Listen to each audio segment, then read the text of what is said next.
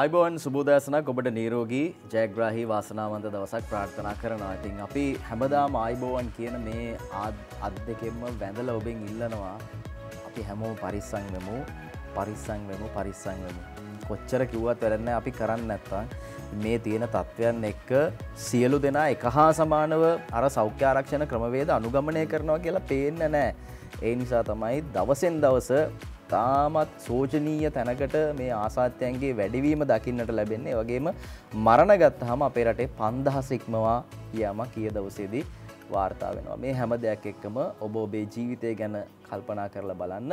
විශේෂයෙන්ම අපිට අපේ ජීවිතේ හිමිවීම අහිමිවීම මේවා පොදුයි. හැබැයි අපි බලෙන් අහිමිවීම ළඟා කරගන්න ඕනේ නැහැ.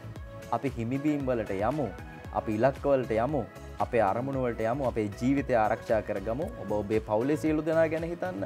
ඒ වගේම රට ගැන හිතන්න. සෞඛ්‍ය ආරක්ෂණ ක්‍රමවේද මහා ලොකු දේවල් නෑනේ. පොඩි දේවල් ටිකක්නේ තියෙන්නේ අපිට කරන්න. වැක්සින් එක ගත්තා කියලා එහෙම නැත්නම් අපි එන්නත් කරන්නේ සිද්ධ කරගත්තා කියලා අපිට අර සුපුරුදු නිදහස් අපේ ජීවන රටාව ගෙනියන්න හැකියාවක් නැහැ. ඒ නිසා අපි හැමෝම පරිස්සම් වෙලා වැඩ කටයුතු කරමු. Rajith good morning අයබෝන්. good morning Sameera සුබ දැසනක් ප්‍රාර්ථනා හැමදෙනෙක්ටම. සමීර කිව්වා වගේම දැන් මරණ ප්‍රමාණය 5000 සීමාව ඉක්මවලා ගිහිල්ලා 5017ක් දැන් අපේ රටේ මරණ සිද්ධ වෙලා තිනවා. ඊයේ දවසේ අලුතෙන් සමීර මරණ 98ක් එකතු වුණා. ඔබ හිතන්න ඔබත් මේ මරණ අතරට එක් වෙනවද නැත්නම් ජීවිතේ යථාර්ථය හත්විඳින්න නැත්නම් ජීවිතේ සමෘද්ධිය ළඟා කරගන්න පුළුවන් විදිහට ඔබ ජීවත් වෙන චරිතයක් වෙනවද කියන එක කොරෝනාව හින්දා අපි දන්නවා දැන් මේ මොහොත වන විටත් ලෝකයක්ම දැඩි පීඩාවකට ලක් වෙලා ඉන්න අවස්ථාවක් අපි දැක්කා රූපවාහිනිය ඔබ නරඹනවා නම් ඔබ ප්‍රවෘත්ති වලින් දකින්න ඇති ස්වාධීන රූපවාහිනිය අපි ඉදිරිපත් කළ ප්‍රවෘත්ති වගේම ඕනෙම නාලිකාවක් ඉදිරිපත් කරන ප්‍රවෘත්ති වලින් මේ මරණ ගැන ඔබට දැක ගන්න හැකියාවක් ලැබෙන්නේ නැති කියලා අපි විශ්වාස කරනවා රෝහල් වල දැන් මෝචරි වල මිනි ගොඩ ගැහිලා සමීර ආදාහනාගාර පැය 24ම විවෘත කරන කටයුතු කරලා තියෙනවා.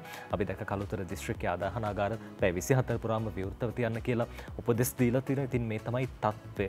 මේ තත්ත්වය මුළු රටේම ඇති කරගන්නවද නැත්නම් තත්ත්වය පාලනය කරගන්නවද කියන එකේ වගකීම තියෙන ඔබේ අතේ හින්දා සෞඛ්‍ය මාර්ගෝපදේශ තව දුරටත් දැඩිව අනුගමනය කරන්න ඩෙල්ටා බොහොම භයානකයි වෛද්‍යවරු ඒ සෞඛ්‍ය අංශ පවසනවා ඩෙල්ටා ශීඝ්‍රයෙන් ව්‍යාප්ත වෙනවා කියලා. ඉතින් ඒ හින්දා පරිස්සම බොහොම වැදගත්.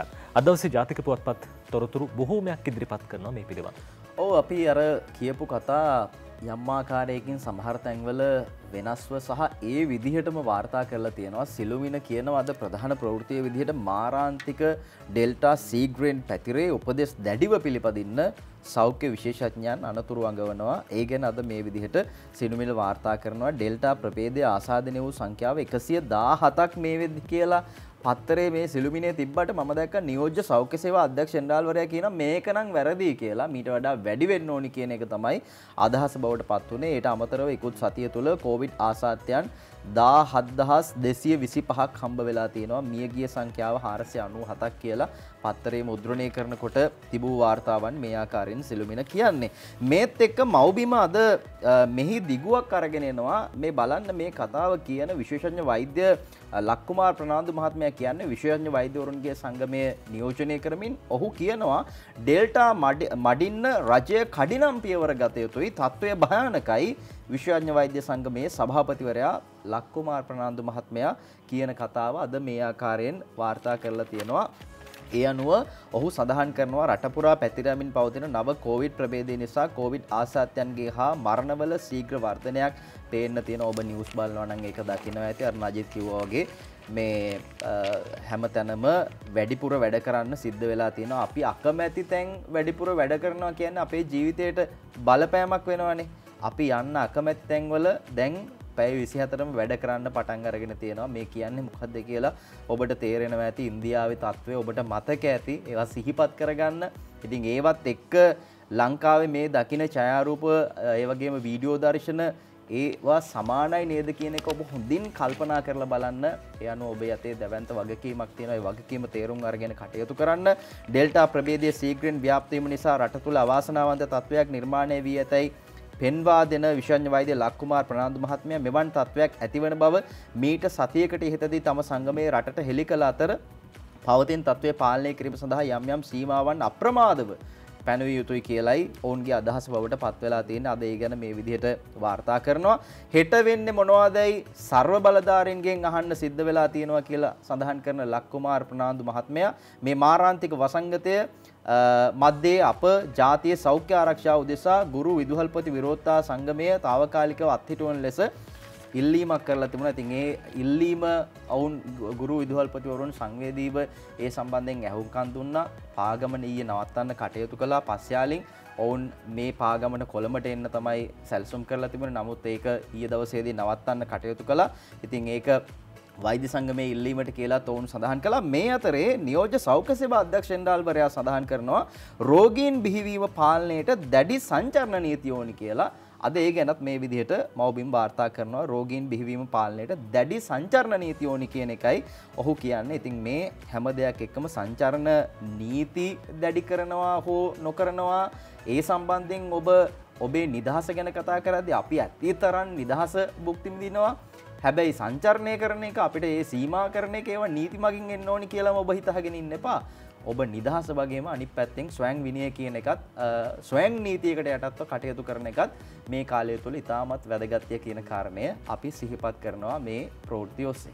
ඔය අතරේ සමීර ඉරිදා ලංකාදීප අද ප්‍රධාන සිරස්තලයේ විදිහට වාර්තා කරන කාරණාව නව සෞඛ්‍ය මාර්ගෝපදේශ මාලාවක් සමාජ ක්‍රියාකාරකම් සහ ප්‍රවාහනයට සීමා. මේ අජන්ත කුමාර අගලකඩ ලියන්නේ මම හිතන්නේ සමීර දැන් මේ පුවත්පතේ සඳහන් වෙනවා සති අන්තයේ නව සෞඛ්‍ය මාර්ගෝපදේශ මාලාවක් නිකුත් කරනවා කියලා. කෙසේ වෙතත් සිකුරාදා දවසේදී සෞඛ්‍ය මාර්ගෝපදේශ කිහිපයක් ලබා දුන්නා. මේ පුවත්පත මුද්‍රණයට යන මොහොත වෙන විට සමහර විට මේ මාර්ගෝපදේශ නිකුත් නොවී තියෙන්නට ඇති. කෙසේ වෙතත් අද ලංකාදීපේ ප්‍රධාන සිරස්තලයේ වාර්තා කරන්නේ නව සෞඛ්‍ය මාර්ගෝපදේශ මාලාවක් සමාජ ක්‍රියාකාරකම් සහ ප්‍රවාහනයට සීමා. රට පුරා කොරෝනා රෝගීන්ගේ ශීඝ්‍ර ව්‍යාප්තිය සැලකිල්ලට ගනිමින් නව සෞඛ්‍ය මාර්ගෝපදේශ මාලාවක් නිකුත් කිරීමට රජය තීරණය කර ඇතැයි වාර්තාවේ සෞඛ්‍ය සේවා අධ්‍යක්ෂ ජෙනරාල් විශේෂඥ වෛද්‍ය අසේල ගුණවර්ධන මහතා විසින් නව මාර්ගෝපදේශ මාලාව මේ සතියන්තයේදී නිකුත් කෙරෙනු ඇතැයි සෞඛ්‍ය අමාත්‍යාංශයේ ප්‍රකාශකයෙක් පැවසුවා කියලා ලංකාදීපේ ප්‍රධාන සිරස්තලයේ විදිහට වාර්තා කරනවා. ඒ අතරදී අපි අරුණ පුවත්පතට යනවා. සමීර කියපු කාරණාවක් දැන් කොවිඩ් මරණ හින්දා ආදාහනාකාරවල දැන් මේ වෙනකොට තදබදයක් ඇති වෙලා තියෙනවා. අද සතිය ගරුණ පුවත්පත කියනවා කොවිඩ් මරණ නිසා ආදාහනාකාරවල තදබදයක්. මේ උදේජීව ඒකනායක එෆ් අස්ලම් සමකින් ලියන පුවත. කොවිඩ් මරණ සංඛ්‍යාව ඉහළ යාමත් සමග බස්නාහිර පළාතේ ආදාහනාකාරවල අධික තදබදයක් ඇති වී තිබේ. මේ නිසාම බොහෝ තැන්වල ආදාහනය කිරීම ප්‍රමාද වීම වාර්තා වෙනවා. කොළඹ මහනගර සභාවට අයත් බොරැල්ල කනත්ත, ජාවත්ත කනත්ත, කිරුළපන හා මාදම්පිටිය කනත්ත යන තැන්වල ආදාහනාගාර 13ක් ක්‍රියාත්මකයි. ඉන් එක් ආදාහනාගාරයක් අබලන් තත්ත්වයේ පවතින්නේ. කෙසේ වෙතත් බොරැල්ල කනත්තට පමණක් දෛනිකව මරණ 30කට ආසන්න සංඛ්‍යාවක් රැකෙන අතර ඉන් මරණ 12ක් පමණ කොවිඩ් ආසාදිත මරණ වෙයි. දෙහිවල ගල්කිස්ස මහනගර සභාවේ ඇති කළුබෝවිල හා නැදිමාල ආදාහනාගාර හා කොටිකාවත්තේ පිහිටි ආදාහනාගාරයේද දෛනිකව රැගෙනෙන මල සිරුරු වැඩි වී තිබේ. කොළඹ මහනගර සභාවේ නාගරික කොමසාරිස් නීතිඥ රෝෂිනී දිසානායක මහත්මිය ප්‍රකාශ කළේ ලැබෙන මරණ ආදාහනය කිරීම සම්බන්ධයෙන් මෙතෙක් කිසිදු ගැටලුවක් තමුන්ට වාර්තා වී නැතයි කියලා එතුමිය සඳහන් කළා කියලා අද අරුණ පුවත්පත ඔය විදිහට සඳහන් කරනවා. ඉතින් අපි දකින විශේෂයෙන්ම බොහෝ තැන්වල ආදාහනාගාරවල තදබදයක් ඇති වෙලා තියෙනවා. ඒ අතර තමයි කළුතර දිස්ත්‍රික්කයේ අපි දැක්කා ඊයේ දවසේදී ප්‍රවෘත්ති වාර්තා පළ වෙනවා. මේ ආදාහනාගාර පැය 24ම ක්‍රියාත්මක කරන්න කටයුතු කරන කියලා සමීර එක ආදාහනාගාරයක මල සිරුරු දැන් 215ක් විතර ආදාහනය කරලා දැන් ඔවුනුත් විඩාවට පත් වෙලා ඉන්නේ. සෞඛ්‍යාංශ රෝහල් කාර්ය මණ්ඩලය ඒ විතරක් නෙවෙයි ආදාහනාගාරවල මේ කාර්ය මණ්ඩල දැඩි අපහසුතාවකට අසීරුතාවකට පත් වෙලා ඉන්න මොහොතක්. ඉතින් අපි අර හැම වෙලාවෙම කියනවා වගේ පරිස්සම බොහොම වැදගත්. අනිවාර්යයෙන්ම මේ දේහයන් අලුවෙන්නේ මේ තරම් ඉක්මනට අලුවෙන්න තියෙන දේහයන් නෙවෙයි. මේ තරම් ඉක්මනට අපිට අහිමි වෙන්න තියෙන ජීවිත නෙමෙයි. අපි පරිස්සම් වෙන්න ඒක ඉතාමත් වැදගත් වෙනවා. ඒ කාරණේ ඔබ තදින්ම මේ සියලු කාරණා ඔස්සේ ප්‍රමුඛවම ඔබ හිතට ගත යුතු කාරණේ එය කියන එක නැවත නැවත අපි සිහිපත් කරනවා. මේ අතර අද දිවයින වාර්තා කරනවා රට අගලු නොදා සෞඛ්‍ය නීති දැඩි කරයි කියලා. රාජ්‍ය සේවකයන් කැඳවීම යලි සීමා කරයි. මංගල උත්සව වලට උපරිම 150යි වගේම අවමගුලකට උපරිම 25යි කියලා. මේක ටිකක් පරණ කතාවක්. පහුගිය සිකුරාදාවේ තමයි මේ නව මාර්ගෝපදේශ නිකුත් කළේ. අද ඒ සම්බන්ධයෙන් මේ ආකාරයෙන් දිවයින තොරතුරු වාර්තා කරලා තියෙනවා.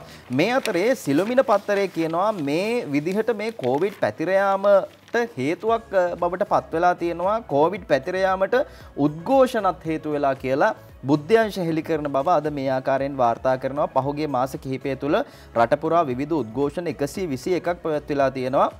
කොවිඩ් රෝගයේ පැතිර යාමට එය එක් ප්‍රධාන හේතුවක් බවට පත් වෙලා තියෙනවා කියලා බුද්ධ්‍යාංශ විසින් හෙළි කරගෙන තියෙන බව තමයි අද මේ විදිහට තොරතුරු වාර්තා කරන්නේ. ඉතින් ඔබ දන්නවා ඩෙල්ටා ප්‍රභේදයේ ශීඝ්‍රයෙන් පැතිරෙනවා සාමාන්‍ය වෛරස් එකට වඩා ඉතාමත් වේගෙන් මේ ප්‍රභේදයේ පැතිරෙනවා සහ පැය ගාණක් මේ පරිසරය තුළ තියෙනවා කියලා විශ්වඥ වෛද්‍යවරුන් සඳහන් කරනවා. ඉතින් මේකත් එක ඔබ හිතන්න මාසෙකට 121ක් උද්ඝෝෂණ තිබිලා තියෙනවා. මේ එකකට 1000ක් සම්බන්ධ වුණා කියලා මොන්න තරම් ප්‍රමාණයකින් මේක මේ පැතිරලා යන්න ඇද්ද? ඉතින් එහෙමනම් ඒ සියලු දෙනා වගකීම් විරහිතවද කටයුතු කරලා තියෙන්නේ සහ ඒවා මෙහෙවපු අය සෞඛ්‍යාංශ දැඩි සංචරණ සීමා පනවලා තියෙද්දි ඒ වගේම සෞඛ්‍ය මාර්ගෝපදේශ කියලා තියෙද්දි මාධ්‍ය ඔස්සේ නිරන්තරයෙන් දැනුම් දීලා තියෙද්දි වෘත්තිකයන් විදිහට කරේ හරි වැඩක්ද කියන එක ඔබටම දැන් හිතලා බලන්න කාලය ඇවිල්ලා තියෙනවා කියන එක අපි පොඩ්ඩක් මතක් කරනවා. මේ අතරේ මව්බිමට ගියාම මව්බිම වාර්තා කරනවා කොවිඩ් මඩින්න ජාතික මෙහෙයුම් වැඩපිළිවෙලක් ක්‍රියාත්මක කරන්න කියලා අනුර කුමාර මහත්තයා කියලා තියෙනවා. ජාතික ජනබලවේගයේ නියෝජනය කරමින් කොවිඩ් මඩින්න ජාතික මෙහෙයුම් වැඩපිළිවෙලක් ක්‍රියාත්මක කරන්න කියලායි කියන්නේ. ඉතින් ජාතික මෙහෙයුම් වැඩපිළිවෙලක් හෝ මේ සියලු දෙනාම ඒක රාජී කරගෙන ඉතා හොඳින් වැඩපිළිවෙලක් අරගෙන ගියා. හැබැයි දැන් මේගොල්ලොම එකතු වෙලා නජිත් අර ක්‍රියාත්මක කරපු උද්ඝෝෂණ ඒ වගේම මිනිස්සු ඒක රාජී වීම ඒවා මේ අයට අමතකයි. දැන් කියනවා අපහු ජාතික වැඩපිළිවෙලක් හදන්න කියලා. මේක තමයි සමහරු මේ වෑනුත් දේශපාලන වාසි ලබා ගන්නවා කියලා කියන්නේ. ඉතින් ඒ නිසා සියලු දෙනා වගකීම් විරහිතව වැඩ කළොත් අපිට බේරීමක් නැහැ කියන එක අපි සියලු දෙනා සිහියේ තබා ගත යුතුයි මේ වෙලාවේ.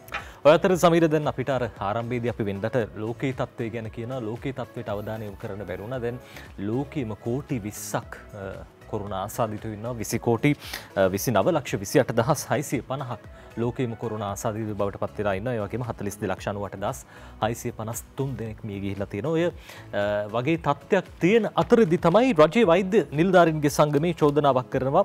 සෞඛ්‍ය අමාත්‍යාංශයට අද ලංකාදීපේ ගැන ලියනවා කොරුණා වේගින් පැතිරීමේ වගකීම් සෞඛ්‍ය අමාත්‍යාංශයටයි කියලා.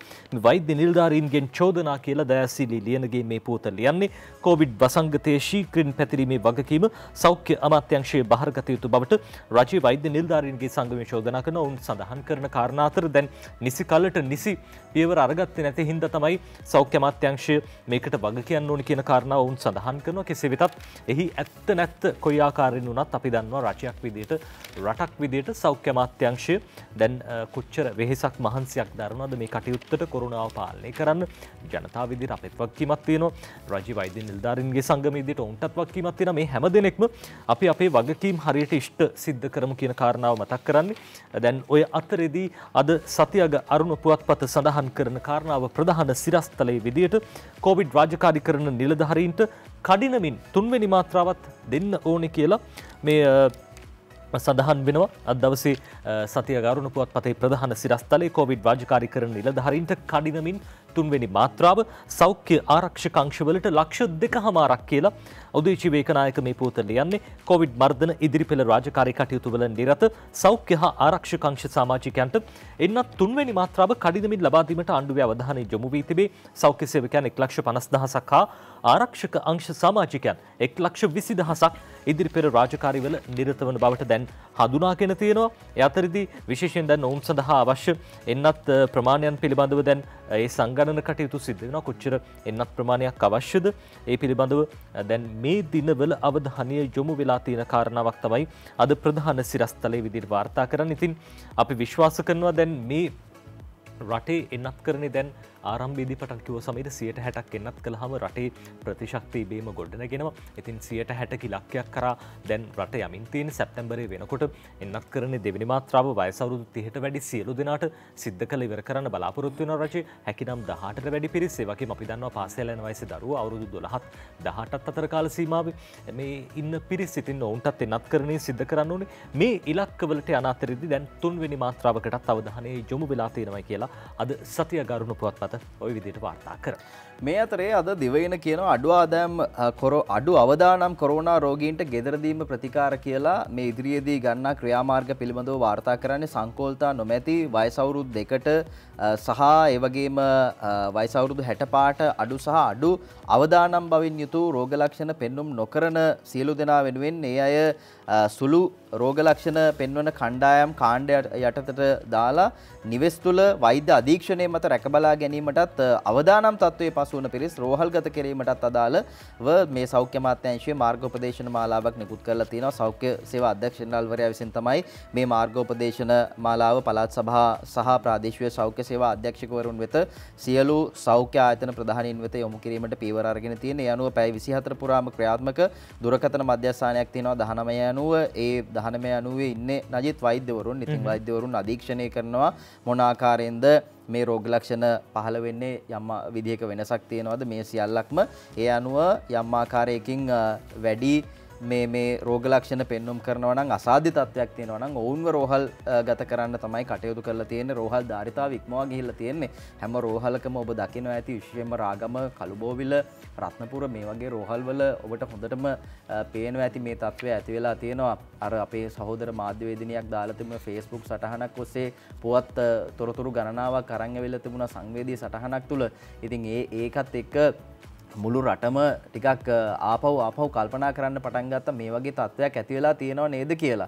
ඒ නිසා සියලු දෙනාම මේ මොහොතේ මේ සියල්ල තේරුම් අර ගැනීම ඉතාමත් වැදගත්. අද දිවයින ඒ සම්බන්ධයෙන් වාර්තා කරනවා. අඩු අවදානම් කොරෝනා රෝගීන්ට ගෙදරදීම ප්‍රතිකාර කියලායි කියන්නේ.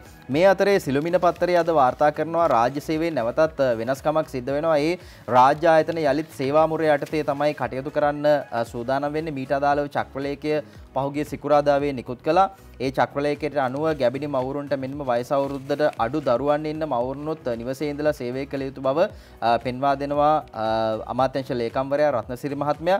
ඒ වගේම කෙසේ වෙතත් සියලු රාජ්‍ය ආයතන විධිමත් ලෙසින් පවත්වාගෙන යාමට කටයුතු යොදන ලෙස මේ ඔස්සේ දැනුම් දීලා තියෙනවා කියලයි රාජ්‍ය පරිපාලන පළාත් සභා අමාත්‍යාංශයේ ලේකම්වරයා රත්නසිරි මහත්තයා කියලා තියෙන්නේ. අද ඒ සම්බන්ධයෙන් මේ විදිහට තොරතුරු වාර්තා කරනවා. ඉතින් ආයතන ප්‍රධානීන්ට මේ වෙලාවේ වගකීමක් තියෙනවා මොන ආකාරයෙන්ද තමන්ගේ ආයතනයේ කටයුතු පවත්වාගෙන යන්නේ කියලා. සියලු දෙනා මේ ආයතනයට අරගෙන ඇවිල්ලා වැඩ කිරීම නෙමෙයි, අත්‍යවශ්‍ය අය පමණක් සේවයට කැඳවලා. සමහර මේ ඔය ඩිවිෂන් හෙඩ්ලට ප්‍රශ්නයක් තියෙනවා නජිත්, වැඩ කරන්න ගියාම මේ තමන්ගේ අර තත්ත්වෙ පේන්නේ නැහැ, තමන්ගේ අර වටේ ඉන්න සේවකයෝ නැත්තම්. ඉතින් එහෙම කරන්න එපා. එහෙම කරන්න ඕනි වෙලාවක් නෙමෙයි මේ වෙලාව. තාමත් වගකීමෙන් හරියට සේවා මුරයක් ක්‍රියාත්මක කරලා වැඩ කටයුතු කරන්න පුළුවන් නම් සියලු ආයතනවල රාජ්‍ය නෙමෙයි පෞද්ගලික ආයතනවලත් මේ තත්ත්වය පුළුවන් නම් අපිට මේ පැතිරීමේ වේගය පාලනය කරන්න පුළුවන්. ඒ නිසා ඒ වගේ දේවල් වලට අවධානය යොමු කරන්න වෙනවා ඉදිරියේදී මේ තියෙන තත්ත්වයක් එක්ක. මේ අතරේ මව්බිමට ගියාම මව්බිම වාර්තා කරනවා ඩෙල්ටා වෛරසය පැය 16ක් වාතයේ පවතිනවා. අවශ්‍යම කරුණකට හැර නිවසින් පිටට යන්න එපා කියලා ප්‍රනාන්දු පුල්ලේ මහත්මිය කියලා තියෙනවා. මේ තියෙන වෛරසයේ භයානකත්වය තමයි මේ ආකාරයෙන් ඇය සඳහන් කරන්නේ. ඉතින් මේ පිළිබඳව ඕන තරම් මාධ්‍ය මගින් නිරන්තරයෙන් දැනුම් දීම් සිද්ධ කරනවා. ඒ අතරේ තමයි මෙතුමිය සඳහන් කරන්නේ මේ වෛරසයේ පිළිබඳව කාරණාව ඩෙල්ටා වෛරසයේ පැය 16ක් වාතයේ පවතිනවා. ඒ නිසා අත්‍යවශ්‍යම කරුණකට හැර නිවසින් එළියට යන්න එපා කියන එක ඇය සඳහන් කරනවා. මව්බිම මේ ගැන අද වාර්තා කරනවා. ඒ අතර සමීරෝ දැන් එක පොකුරු අතරේ පාර්ලිමේන්තු පොකුරක් ගැනත් දැන් කසුකුසුවක් තියෙනවා. අපි ඒ ගැනත් ඔබට කියන්න ඕනේ. සමීර දැන් වෙලා උදේ 6:22ක් වෙලා කොහොමවත් අද දවසේ ජාතික පුවත්පත් තොරතුරු අපි ඔබට කියන්නේ. දැන් උදේම නැගිටිනකොට අපේ අම්මලා අපේ ගුරුවරු අපිට කියන දෙයක් තියෙනවා මේ සිතුවිල්ල යහපත් කරගන්න. අද දවසේ මං මෙන්න මේ වැඩ හරියට සාර්ථකව ඉටු කරනවා කියලා හිතින් හිතා ගන්න කියලා. ඉතින් සිතුවිලි අපේ ජීවිතයට බොහොම වැදගත්. ඒ නිසාම තමයි නෙස්ටමෝල්ට් ෆස්ට් කප් සිතුවිලි වැඩසටහන ක්‍රියාත්මක වෙන්නේ. ඔබටත් යහපත් සිතුවිල්ලක් තියෙනවා නම් මේ දවස දිනන්න ජීවිතේ දිනන්න ඒ සිතුවිල්ල අපිට හේතුවක් කරගන්න පුළුවන්. ඒ නිසාම තමයි නෙස්ටමෝල්ට් ෆස්ට් කප් සිතුවිලි වැඩසටහන ආරම්භ වුණේ. ඔබටත් පුළුවන් නෙස්ටමෝල්ට් Facebook පිටුවට පිවිසිලා සිතුවිල්ලක් එකතු කරන්න. එහෙම එකතු කරපු සිතුවිලි අතරින් අද දවසේ ජයග්‍රාහකෙක් පිහිවිලා තියෙනවා. මුලින්ම සිතුවිල්ල කියලා ඉන්නම්. ඔබත් හිතන්න ඔබටත් මේ දේ ආදේශ කරගන්න පුළුවන්ද කියලා. දිනන්න පුළුවන් කියන විශ්වාසය තියෙන මිනිසුන් අදම නැතත් ළඟදීම දිනනවා. විශ්වාසයෙන් යුතුව ඔබේ ඉලක්කය කරා යන්න සාර්ථකත්වයේ ඔබ සොයාගෙන ඒවි. එහෙම කියන්නේ කවුද? යමල් ජයවර්ධන. යමල් මේ බොහොම අපූර්ව සිතුවිල්ලක් එකතු කරමින් අද දවසේ නෙස්ටමෝල්ට් ෆස්ට් කප් සිතුවිලි වැඩසටහනේ ජයග්‍රාහකයා බවට පත් වෙලා ඉන්නවා. ඉතින් අපි ආරාධනා කරන ඔබටත් පුළුවන් සිතුවිල්ලක් එකතු කරන්න නෙස්ටමෝල්ට් Facebook පිටුවට පිවිසිලා ඔබේ වටිනා සිතුවිල්ල එකතු කරන්න. මම සිතුවිල්ල නැවතත් කියන්නම් දිනන්න පුළුවන් කියන විශ්වාසය තියෙන මිනිසුන් අදම නැතත් ළඟදීම දිනනවා. විශ්වාසයෙන් යුතුව ඔබේ ඉලක්කය කරා යන්න සාර්ථකත්වයේ ඔබ හොයාගෙන ඒවි කියලා තමයි යමල් ඒ විදිහට කියන්නේ අද දවසේ ජයග්‍රාහකයා. ඔය අතරේ අද ජාතික පුවත්පත් වාර්තා කරන තොරතුරු වලටත් අපි යොමු වෙන්න ඕනේ. සමීර දැන් විරාමයට යන්න කලින් කිව්වා මේ පාර්ලිමේන්තු පුකුරකුත් දැන් නිර්මාණය වෙනවද කියලා අපිට හිතෙනවා. පාර්ලිමේන්තුවෙත් කීප දිනකට කොරෝනාව ආසාදනය වෙලා තිබ්බා. ඔය අතරේ අද සත්‍යග අරුණ පුවත්පත කියන පාර්ලිමේන්තු පොකුරේ මන්ත්‍රීන් 4ක් සේවකයන් 3ක් කියලා චමින්ද සේනාරත්න මේ පොත ලියන්නේ.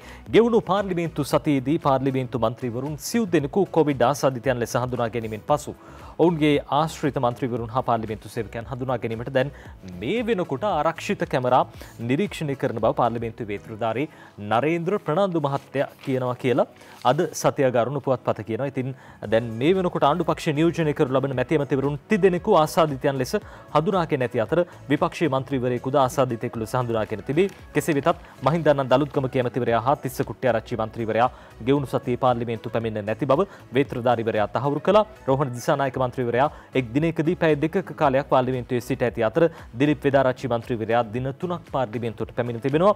එනිසා උන්ගේ ආශ්‍රිත ස්ථාන ආදී ආරක්ෂිත කැමරා නිරීක්ෂණය කිරීමට විශාල කාලයක් ගත වන බව ඔවුන් සඳහන් කළා. ඊට අමතරව පාර්ලිමේන්තු සේවකයන් 30 දෙනෙකුද දේවන විට ආසාදිතයන් ලෙස හඳුනාගෙන තියෙනවා කියලා වේත්‍රධාරී නරේන්ද්‍ර ප්‍රනාන්දු මහත්තයා උපුටා දක්වමින් අද සත්‍යග අරුණ පුවත්පත ওই විදිහට තොරතුරු වාර්තා කරනවා. ඒ අතරේ කෙසේ වෙතත් ආසාදිත බවට තහවුරු මේ മന്ത്രിවරුන් හා සේවකයන් කොවිඩ් මර්ධන එන්නත් මාත්‍රා දෙකම ලබාගෙන සිටි බවට වාර්තා වෙනවා කියලා තියෙනවා. ඉතින් එන්නත ගත්තොත් අර අවදානම අඩුයි, සංකූලතා මතුවෙන ප්‍රමාණය අඩුයි. ඒ හින්දා ඉතින් අපි විශ්වාස කරන අපි සහ මේ සමීර හැම දිනෙකම කියන කාරණාව තමයි එන්නත් ලබා ගන්න ඉක්මනටම දැන් ඊයේ දවසෙත් එන්නත් කරන්නේ පටන් ගත්තා.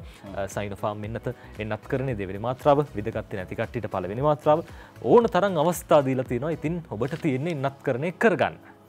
දැන් අර ආසාදිතයන් ඉන්නවා ඒ වගේම සමීපතමයන් ඉන්නවා පාර්ලිමේන්තුවේ. හැබැයි කැමරා චෙක් කරන්න ටික කාලයක් යනවා කියලා කියනවානේ.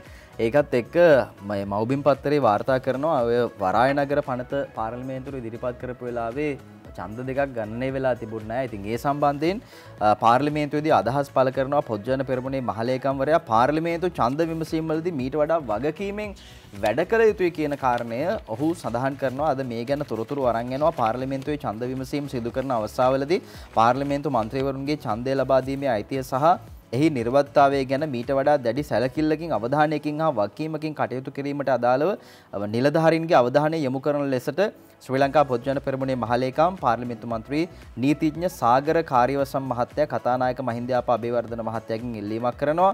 වරප්‍රසාද ප්‍රශ්නයක් කතානායකවරයා වෙත යොමු කරමින් තමයි පාර්ලිමේන්තු මන්ත්‍රීවරයා සාගර කාර්යවසම් මහත්තයා පෙන්වා දෙන්නේ. ඡන්දය ප්‍රකාශ කිරීමෙන් අනතුරුව ගණනය කිරීමේ දෝෂයනොත් මන්ත්‍රීවරුන් වෙත පවරන්නේ නම් ඒ කෙරෙහි අදාළ නිලධාරීන්ට වගකීමක් හෝ බැඳීමක් නොමැතිද කියා ප්‍රශ්න කරනවා. මේ පාර්ලිමේන්තුවේ මන්ත්‍රීවරුන් සංඛ්‍යාව වගේ 5 ගුණයක් වන නිලධාරීන් සංඛ්‍යාවක් නඩත්තු කරනවා. මම ඔබගෙන් අහන්න කැමති මේ නිලධාරීන්ගෙන් කිසිම කෙනෙකුට මේ ගරු සභාවේ කටයුතු වලදී කිසිම වගකීමක් නැද්ද කියලා යනුවෙන් පාර්ලිමේන්තු මන්ත්‍රී සාගර කාර්යවසම් මහත්තයා සිය වරප්‍රසාද ප්‍රශ්නය මතු කරමින් විමසා තියෙනවා කියලා අද මේ ආකාරයෙන් මව්බිම තොරතුරු වාර්තා කරලා තියෙනවා. ඉතින් මන්ත්‍රීවරු වෙනස් වුණාට අවුරුදු මේ 5න් 5ට පාර්ලිමේන්තුවේ වැඩ කරන හැම වෙනස් වෙන්නේ නැහැ නේ. ඒ විදිහට සීමිත පිරිසක් බඳව ගන්නවා ඇති. හැබැයි එහෙම වෙනස් වෙන්නේ නැහැ. ඉතින් එයාට අත්දැකීම් තියෙනවා. මේ වගේ දෝෂයක් වෙනවා කියන්නේ මේ පළවෙනි අවස්ථාවක් නෙමෙයි. ජාතික පනතක් මේ ආකාරයෙන් පාර්ලිමේන්තුවට ගෙනෙන අවස්ථාවකදී. ඉතින් ඒ ප්‍රශ්නයක් කියලා තමයි මේ ආකාරයෙන් ඔහු ප්‍රශ්න කරන්නේ. අද ඒ ගැන මේ විදිහට වාර්තා කරනවා. බලන්න වගකීමෙන් වැඩ කරන පිරිසක් ගැන මේ ඡායාරූපය අද සිළුමිණ පත්තරේ අරගෙන එනවා. තාමත් වගකීමෙන් මේ තත්ත්වය අපි ඕනම තැනක රටේ අද දැක බලා ගන්න හැකියාව ලැබෙනවා. සියලු තැන්වලදී එන්නත්කරණය සිද්ධ වෙන තැන්වල රට පුරා කොවිඩ් එන්නත්කරණය සාර්ථකව ඉදිරියට කියලයි මේ ආකාරයෙන් සිළුමිණ ප්‍රධාන ඡායාරූපය වාර්තා කරලා තියෙන්නේ මේ දවස්වල එන්නත්කරණයේ දිවයින පුරා ඉතා සාර්ථකව සිදුවෙමින් පවතී. කොළඹ නගර සීමාවේ පදිංචි සහ කොළඹ රැකියාවේ නියුත අයට දෙවන එන්නත් මාත්‍රාව ලබා දීමේ වැඩපිළිවෙල යටතේ එන්නත් ලබා දීමෙන් පසුව සෞඛ්‍ය උපදෙස් මත සුළු වේලාවක් රැඳී සිටි පිරිසක් මේ ඡායාරූපයේ මාලිගාවත PD ක්‍රීඩා මණ්ඩපයේ තමයි මේ සේයාරුව ඡායාරූපය අරගෙන තියෙන්නේ. අද ඒ සම්බන්ධයෙන් සිළුමින මේ ප්‍රධාන ඡායාරූපයේ බවට පත් කරගෙන තියෙනවා. ඉතින් මේකත් එක්ක අපි මතක් කරනවා දැන් ඔබ වයස් සීමාවක් ගැන හිතන්න එපා.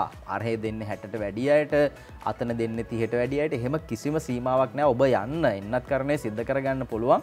ළඟම තියෙන සෞඛ්‍ය මධ්‍යස්ථානයට යන්න ගිහිල්ලා ඔබට මේ එන්නත්කරණය සිද්ධ කරගන්න හැකියාව ලැබෙනවා. ඒ වගේම විශේෂ මධ්‍යස්ථාන පිහිටවල තියෙනවා සමහර තැන්වල. ඒවා ඔබ දන්නවා දියතු වෙන. ඒ වගේම යුද හමුදාව එන්නත්කරණය සිද්ධ කරන තැන්වල මේ සියලු තැන්වලට ගිහිල්ලා ඔබට සාර්ථකව එන්නත්කරණය සිද්ධ කරගන්න හැකියාව ලැබෙනවා. පළමුද දෙවනද මේවා හිත ඉන්න එපා. ඔබට ඕන තැනකින් ඔබට අවශ්‍ය කරන එන්නත් ලබා ගන්න හැකියාව ලැබෙනවා. ඒ ගැන අපි මතක් කරනවා. ඔය අතරේ අද ලංකාදීපය කියන කතාව දැන් සමීර ඩෙල්ටා ප්‍රභේදය ව්‍යාප්ත වෙනවා වැඩි. සෞඛ්‍යංශයේ සමාජිකයන්ටත් මේ කොරෝනාව නැත්නම් මේ ඩෙල්ටා වෛරසය ආසාදනය වෙලා ටිකක් අසීරු තත්යකට එන්න හදනවද කියලා අපිටත් හිතෙනවා. ඔය අතරේ අද ලංකාදීපය කියනවා ඉදිරි සති දෙක තුනේ ඉන්දියාවත් පරදවයි කියලා මේ ප්‍රශ්නාර්ථ ලකුණුකුත් එක්ක ලියන්නේ.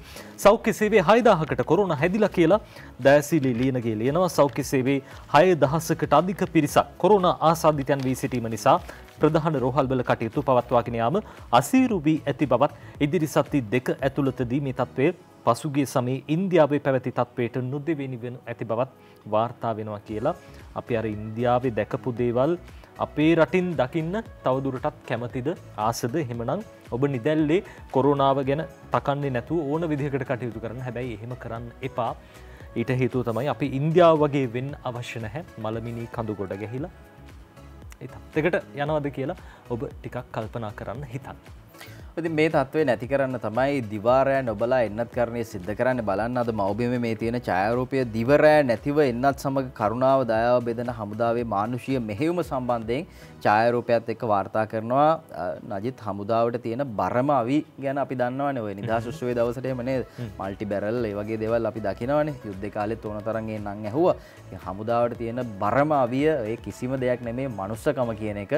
ඒ හැම තැනකදීම අපි දකිනවා මනුෂ්‍යත්වයේ නාමයෙන් අපේ ලංකාවේ සියලුම දෙනාට ඕනම ව්‍යසනයකදී තාමත් ඉහළින් ඒ සේවාවන් සපයන්න කටයුතු කරනවා. මේත් එහෙම සත්ක්‍රියාවක් අද ඒ ගැන මව්බිම වාර්තා කරනවා.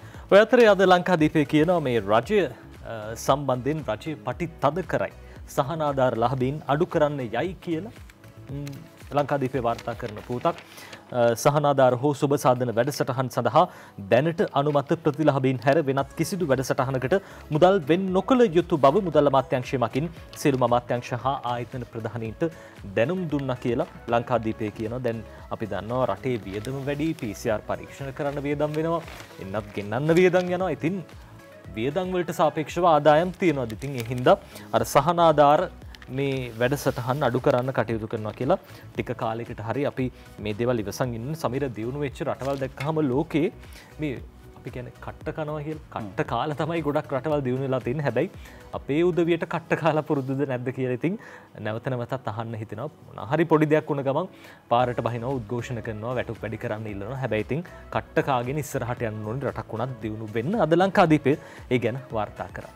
අර ප්‍රශ්නේ තියෙන්නේ කට්ට කන එකත් කොච්චර කාලයක් කන්න වේද කියන එක. ඉතින් ඒක තමයි ගැටලුව තියෙන්නේ. සමහරු කට්ට ජීවිතේටම කනවා. ඔය කියන කට්ට තමන්ගේ උත්සාහයක් තියෙනවා. ඒ වගේම තවත් ලැබිය යුතු දේවල් සමහර තැන්වලින් තියෙනවා. ඉතින් සහනාධාර මානසිකත්වයෙන්ම නෙමෙයි යම් විදිහක ව්‍යවසායකයන් විදිහට ඉස්සරහට එන්න ක්‍රම තියෙනවා රට තුල. හැබැයි මේ කොවිඩ් වසංගතයත් එක්ක ඒ සියල්ල යම් විදිහකින් නැවතිලා තියෙනවා. ඉතින් මේ දේවල් නැවත පණ ගන්නවන්න ඕනි. ඒ සඳහා රටේ සියලු දෙනාගේ සහයෝගය අවශ්‍යයි. තනියෙන් වැඩ කරන්න බෑ. රජයකට තනියෙන් වැඩ කරන්නත් බෑ. ඒ වගේම Tamanට තනියෙන් මේ වෙලාවේ ගොඩනගන්නත් බෑ. සියලු ආදායම් අහිමි වෙලා තියෙන නිසා ඒ සම්බන්ධයෙන් වාර්තා කරනවා. සහන ගැන කතා කරද්දී අද දිවයින කියනවා බඳුල ඇමතුමා කියන කතාවක් සහන ඉල්ලන්න එපා කියන කාරණය මතක් කරනවා. කොවිඩ් වසංගතයේ අතුරු ප්‍රතිඵලයක් විදිහට මුළු ලෝකෙම දැඩි ආර්ථික අර්බුදයකට ලක් වෙලා තියෙනවා. ආර්ථිකයේද බරපතල ලෙස මේ ආර්ථිකයටද බරපතල විදිහට මේ කාරණේ බලපාලා තියෙනවා කියලයි බඳුල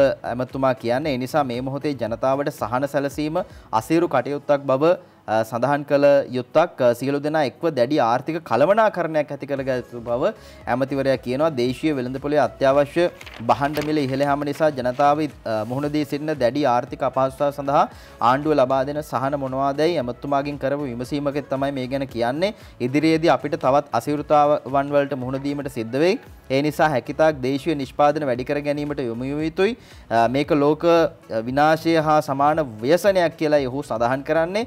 ඒ අවබෝධ කරගෙන කටයුතු කිරීම අප සියලු දෙනාගේම වගකීමක් බව තමයි බන්දුල ගුණවර්ධන ඇමතුමා කියලා තියෙන්නේ. අද ඒ ගැන මේ ආකාරයෙන් දිවයින පත්තරේ තොරතුරු වාර්තා කරනවා. මේකත් එක්ක මව්බිමට ගියාම මව්බිමේ තියෙනවා සතොස මූල්‍ය අර්බුදයක වියදම් පියවා ගන්න දේපල කුලියට දෙමු සතොස සභාපති වෙළඳ මාත්‍යාංශයේ ලේකම්වරියට දැනුම් දීලා තියෙනවා කියලයි මව්බිම අද මේ ආකාරයෙන් වාර්තා කරන්නේ. ඉතින් අපි සතොස ගැන කතා කරද්දී දැවැන්ත විදිහට සහන ගණනාවක් සියලු අවස්ථාවන් වලදී ජනතාවට ලබා දෙන තැනක් සතොස් ආයතනයේ තිබෙන මූල්‍ය අර්බුදයට විසඳුමක් විදිහට අවම වශයෙන් සේවක වැටුප්පහ දීමනා ලබා දීම සඳහාවත් ආයතන සතු නිෂ්කාරක දීපල ප්‍රසම්පාදන ක්‍රමවේදයක් යටතේ කුලී පදනම මත ලබා දීමට අවශ්‍ය බව සතොස් සභාපති නීතිඥ වෙනුර ගුණවර්ධන මහත්තයා වෙළඳ අමාත්‍යාංශයේ ලේකම්වරිය වෙත ලිඛිතව දැනුම් දීලා තියෙනවා කියලයි මේ ආකාරයෙන් තොරතුරු වාර්තා කරන්නේ. සියලු ආයතන නජිත් විසඳුම් හොයන වෙලාවක් සියලු තැන්වල මේ තියෙන මූල්‍ය අර්බුද වලට විසඳුම් හොයන වෙලාවක් බවට මේ කාලය පත් වෙලා තියෙනවා. දැන් ඔය අතර සමීර දැන් අපේ බොහෝ දෙනෙක් දන්න කාරණාවක් තමයි කොරෝනාව හින්දා බොහෝ අයගේ ජීවනෝපාය මාර්ග යන හිටලා තියෙන්නේ. අපි ගත්තොත් ත්‍රිරෝද රත රස්සාවක් නැත්නම් කුලී රස්සාවක් මේ හැම දෙනෙකම රැකියා අහිමි වෙන තැනට නවතින තැනට ඇවිල්ලා තියෙන. හැබැයි ඉතින් ලෝකේ රැකියා කළා මේ ආහාර වලට වේදම් කරන ප්‍රමාණය අපේ රටේ රැකියා කළා ආහාර වලට වේදම් කරන ප්‍රමාණය අහසට පොළ වගේ සාමාන්‍යයෙන් මේ මට්ටම තියෙන්න ඕනේ 15ත් 20ත් අතර ප්‍රමාණයක. හැබැයි අපේ රටේ 66ක් කියලා අද අරුණ පුවත්පත කියනවා. ලාංකිකයන්ගේ වැටුපෙන් 66ක් ආහාර වලට කියලා. නයන තරංග ගමගේ ලියන්නේ ශ්‍රී ලාංකික වැඩිහිටියෙකුට සිය වැටුපෙන් 66ක් ආහාර වෙනුවෙන් වැය කිරීමට සිදුවන බව එක්සත් රාජධානියේ ගෝලීය ජීවන වේදම් දත්ත පද්ධතිය Global Cost of Living Database අනාවරණය කරයි. මේ දත්ත පද්ධතිය පසුගිය ජූලි මාසයේදී කැනඩාවේ නම්බියෝ නුවරදී ප්‍රසිද්ධියට පත් කරන ලද අතර ඒ මත පදනම එක්සත් රාජධානියේ සංවර්ධන ආයතනයේ Institute of Development Studies විසින් නිකුත් කළ වාර්තාවකින් මේ තොරතුරු අනාවරණය කරගෙන තිනවා කියලා කියනවා. ඉතින් අපේ රටේ වැඩිහිටියෙක් උපේන ආදායමෙන් 66ක් ආහාර වලට වේදම් කරන. හැබැයි ලෝකේ තත්ත්වයේ 15යි 20යි අතර. නාවුනත් අපි හොඳට කාලා තියෙනවා කියන්නේ එහෙම කියන්න පුළුවන්. හැබැයි කාලා අපේ ජීවිතෙත් අනිත් පැත්තෙන් ගොඩනගා ගන්න අර ජීවිතෙත් කාලාද කියලා ඒ තුලින් හිතන්න සිද්ධ වෙනවා මේ වාර්තාවන් වල තියෙන දේවල් එක්ක. මේ දවස්වල ගොඩක් අය පුරුදු වෙලා ඉන්නවා සල්ලි ඇල්ලුවාම සැනිටයිසර් කරගන්න, ඒ වගේම දෑත් සෝදන්න. ඒක හොඳ වැඩක්. ඒක ඔබ කළ යුතු වැඩක් මේ කාලය තුල. තාමත් පරිස්සමෙන් කටයුතු කරන්න ඕනේ හැම තැනකදීම. මේකත් එක්ක තව දෙයක් කියන්න තියෙනවා. අද දිවයින වාර්තා කරනවා සල්ලි ගැන. සල්ලි මේක ගනුදෙනු කරන අය හොර නෝට්ටු වැහි වැහැලා කියලා දිවයින මේ විදිහට වාර්තා කරනවා. මේ ගැන කියන්නේ පොලිස් මාධ්‍ය ප්‍රකාශකතුමා අජිත් රෝහණ මහත්තයා ජනතාවගෙන් ඉල්ලීමක් කරනවා භාවිතයේ තියෙන රුපියල් 500 1000 ඒ වගේම 5000 කියන නෝට්ටු පරිහරණය කිරීමේදී වඩාත් අවධානයෙන් ඉන්න කියලායි සඳහන් කරන්නේ. පහුගිය දින කිහිපය පුරාම ව්‍යාජ රුපියල් 500 16 සහ 5000 නෝට්ටු විශාල වශයෙන් අත්අඩංගුවට පත් වූ අතර ඒවා මුද්‍රණය කරන ස්ථාන පවා වැටලීමට පොලිසිය කටයුතු කරලා තිබුණා. සැකකටයුතු මුදල් නෝට්ටුවක් හමු වුණොත් වහා මේ බව ළඟම තියෙන පොලිසියට පැමිණිල්ලක් කරන්න කියලායි මේ ආකාරයෙන් දිවයින වාර්තා කරලා තියෙන්නේ. ඉතින් සමහරව ඇත්තටම දන්නෙත් නැහැ හොර නෝට්ටු සම්බන්ධයෙන්. ගිහිල්ලා ඒවා බැංකුවකට දුන්නාම ඒ ගනුදෙනු කාර්යය හොරෙක් බවට පත් වෙනවා. එතනින් එහා තමයි ඊට පස්සේ පරීක්ෂණ කටයුතු පටන් ගන්න. ඒ නිසා ටිකක් නිරීක්ෂණය කරලා ඔබ මුදල් එක්ක ගනුදෙනු කරන්න 500 1000 5000 නෝට්ටු කියන එක පොලිස් මාධ්‍ය ප්‍රකාශකතුමා කියනවා. අද ඒ ගැන දිවයින වාර්තා කරා. ඔය පුංචි කාලේ ඉස්කෝලේ යනකොට සමීර අර නෝට්ටු හොරේවද හරියවද කියලා බලන්න පොඩි පරීක්ෂණ ටිකක් තියෙනවා. ඒ පරීක්ෂණ ටික දැන් ආපහු මතක් කරගන්න කාලය ඇවිල්ලා. ඔය අතරේ දැන් ඊයේ දවසේ අපි දැක්ක බොහෝ දෙනෙක් කියන කාරණාවක් කිරිපිටි. වෙළඳපොලේ දැන් හිඟයි මේ ගන්න පැකටු නැහැ. හැබැයි කඩ කීපයකට ගියා සමීර දැන් ගියාවත් ගන්න තිබෙන්නේ නැහැ. සමහර වෙලාවට තියෙනවා. කොහොමුණත් කිරිපිටි ආනයන අත්හිටුවා කියලා මේ ආනයන සමාගම් කියනවා. ඒකට හේතුව තමයි ආනයන සමාගම් මිල වැඩි කරන්න ඇමතුමාගෙන් ඉල්ලලා තියෙනවා. හැබැයි බන්දුල ගුණවර්ධන ඇමතුමා ජනතාවගේ යහපත වෙනුවෙන් හිතසුව පිණිස වැඩ කරන ඇමතිතුමෙක්. ඉතින් එතුමා ගාන වැඩි කරන්න දෙන්නේ නැහැ කියලා ඊයේ දවසෙත් කිව්වා. ඒ හින්දා කිරිපිටි කොහෙවත් හොයාගන්න නැහැ කියලා. ඉතින් කොහොමුණත් දේශීය නිෂ්පාදන ප්‍රවර්ධනය කරන දැන් වැඩ කටයුතු කරගෙන යනවා. කිරිපිටි ආනයනයේ අත්හිටුව සමාගම් කියයි. ආනයනික කිරිපිටි යනුම් කිරිමත් හිටුවා ඇති බව ආනයනික සමාගම් පවසනවා. රජයෙන් මිල වැඩි කරන්න ඉල්ලීම් කරලා තියෙනවා. ඒත් ඒ සඳහා අවසර දීලා නැහැ. ඒ හින්දා ආනයනයේ නවත්වලා තියෙනවා. අලාභ පිට මේ වැඩේ කරගෙන යන්න බැහැ කියලා තමයි සමාගම් කියන්නේ. මේ අතර ගෑස් සම්බන්ධයෙන් ප්‍රශ්නයක් තියෙනවා මේ දවස්වල. අද ඒ ගැන දිවයින වාර්තා කරනවා. අපිට ගෑස් නැහැ. ලාෆ් පාරිභෝගිකයන් චෝදනා කරනවා. හරි පව් නජිත් ගොඩක් තැන්වල ඇවිදලා ගෑස් හොයාගන්න විදිහක් නැහැ. ඉතින් ඊට පස්සේ කලින් කියලා තිබ්බා කහපාට ගෑස් එක නිල් පාටක දෙනවා. ප්‍රායෝගික නෑ තාම. එහෙම එකක් වෙන්නේ නෑ. ගිහිල්ලා ගන්න ගියාම ගෑස් පාරිභෝගිකයන් එහෙම එකක් වෙන්නේ නෑ. ඒ තැන්වලින් එහෙම ලබා දීමක් වෙන්නේ නෑ. ඉතින් තාම මේ සම්බන්ධයෙන් යම් අවබෝධතාවන් වලට ඇවිල්ලා නෑ කියන දේ තමයි බලධාරීනුත් සඳහන් කරන්නේ. ඒ වගේම දැන් අනිත් ගෑස් සිලින්ඩරේ නම කියන්න ඕනේ. ඒ ගෑස් සිලින්ඩරෙත් අර තියෙන සාමාන්‍ය ගානට වඩා ටිකක් වැඩි ගණන් වලට තමයි සමහර තැන්වල විකුණන්නේ. පාරිභෝගිකයන්ගේ චෝදනා තියෙනවා. ඉතින් මේක ප්‍රශ්නයක් බවට පත් වෙලා තියෙනවා. අපිට ගෑස් නැහැ කියලා ලාෆ් පාරිභෝගිකයන් කියනවා.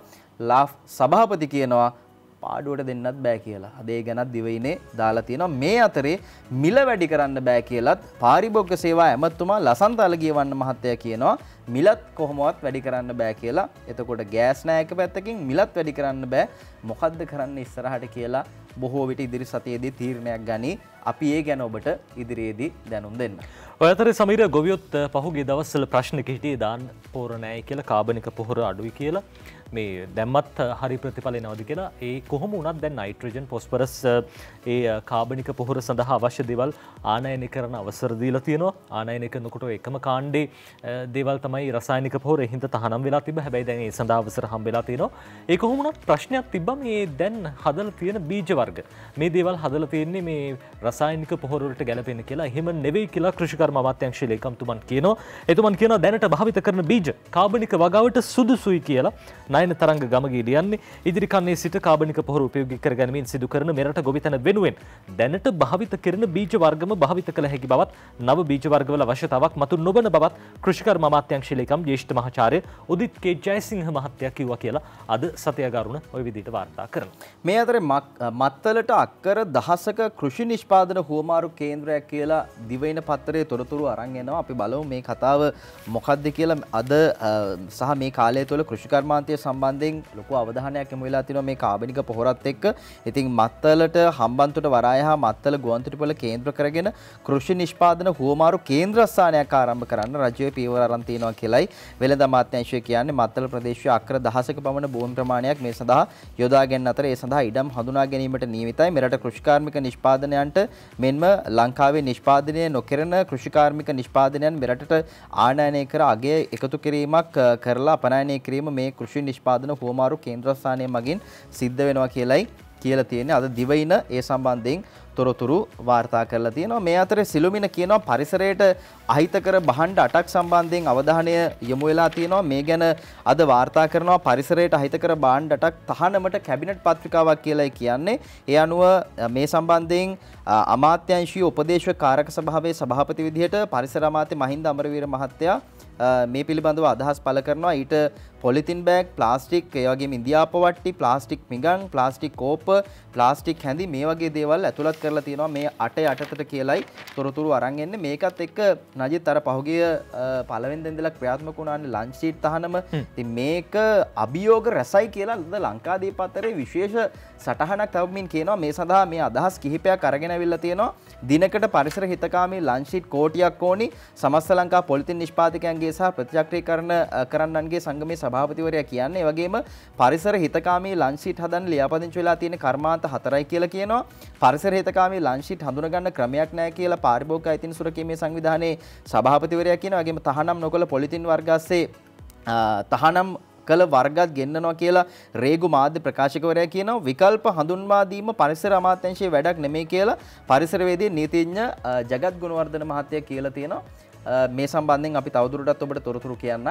හැබැයි මේ තහනම කරේ මේ එකපාරට නෙමෙයි අද හිතලා හෙට උදේ කරා නෙමෙයි. මේකට කාලයක් දුන්න අවුරුද්දක විතර කාලයක් ලබා දුන්න ඇමතුමා කියනවා වැඩේ කරලා පෙන්වන්න මාස 3ක් කල් දෙනවා කියලා මේ සියල්ලට විසඳුම් ගේන්න. ඒ වගේම විකල්ප වෙළඳ පොළට හඳුන්වා දෙන්න වසරක් කල් දුන්නා පරිසරවේදී නයනක රංවැල්ල මහත්තයා කියනවා අවුරුද්දක් කල් දීලා තමයි මේ තහනම ක්‍රියාත්මක කළේ. ඉතින් ඒ නිසා මේකට තව කතා කීක ඉඳලා වැඩක් නැහැ. අනිවාර්යෙන් ඒ තහනම ක්‍රියාත්මක වෙන්න ඕනේ කියලා තමයි පරිසරවේදීන් කියන්නේ. සමීර දැන් ලන්ච් ෂීට් එක තහනම් කළත් ආයෙත් හඳුන්වලා දෙන්න හදන ලන්ච් ෂීට් එක වගේ එකක් තමයි. ගොඩක් අයට අර ඔළුව වෙනස් කරගන්න, මයින්ඩ් එක වෙනස් කරගන්න හැකියාවක් නැහැ කියන දේ තමයි අපිට පේන්නේ. ඔය තායිලන්තේ දකුණු කොරියාව වගේ බත් කන රටවල් වලට ගිහින් බැලුවා නම් ඒගොල්ලෝ කොහොමද බත් ඔතනවද නැත්නම් අර කැම්ප් පෙට්ටි නැත්නම් පොඩි පෙට්ටි වල දාලා පාවිච්චි කරනවද කියලා බලා ගන්න පුළුවන්. ඉතින් මේ වගේ විකල්ප වලට යන්න ඕනේ, ප්‍රචක්‍රීකරණය කරන්න පුළුවන්.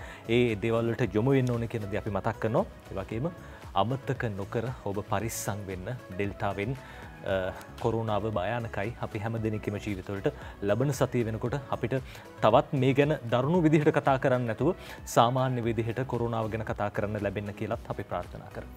ඔව් ලෝකෙ ගැන ඔබට දැනගන්න පුළුවන් ජේෂ්ඨ මහත්මයේදී මොහන් සමරනායක මහත්මයා අද සම්බන්ධ වෙනවා. ලෝව වටා තොරතුරු රැගෙන අහන්න බලන්න කියලා ඔබට ආරාධනා කරන ගමන් ඔබට නිරෝගී සතියන්තයක් ප්‍රාර්ථනා කරනවා. ආයුබෝවන්.